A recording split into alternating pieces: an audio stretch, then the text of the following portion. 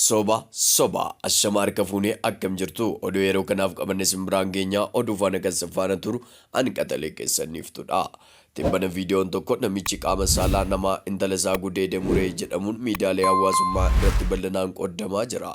Taateen naannoo kibba godina Walaayittaa aanaa 4 keessatti raawwate jedhame. Viidicha irratti abbaan intala isaa iyyutu dhaga'ee yeroo mana seenu namichi ollaa isaa intala gudeedaa ture arguun rukutee kuffise.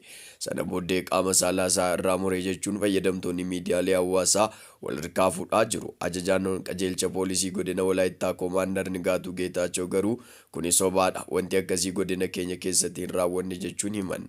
Namni ga'eessi tokko waan gogaa fakkaatu harka isaa bitaatti baatee namoonni qaamolee seeraa kabachiisan fakkaatan ammoo qabanii otoo adeeman, namoonni kaan ammoo dubarraan marsanii itti wacaa yeroo yaa'an mul'ata. Maarree dhaggeeffattoota koo yoo akkas ta'e odeeffannoowwan miidiyaa hawaasaa irratti gadhiifaman yeroo of eeggannoodhaan ilaallu yeroo kamuu caalaa amma waan dirqii ta'e dhufe fakkaata. Kanaaf maarree namoota ergaa sirrii dabarsan hordofaa jechuun hawwii koodha. Oduu faana akkasii faana ture ani qaxalee keessaniiftudha. Oduu weetawaa bifa kanaa qabadhe akkasii dhiyaadhuuf tiiktookii koo fooloo, laayik, riipoost, koppii liinki gochuun na faana ta'aa jechuun hawwii koo yeroo hundumaati. Jalqabarraa kaastanii hamma ammaatti waan hordoftaniif kabajji keessan guddaadha. Horaa bulaa deebanaa.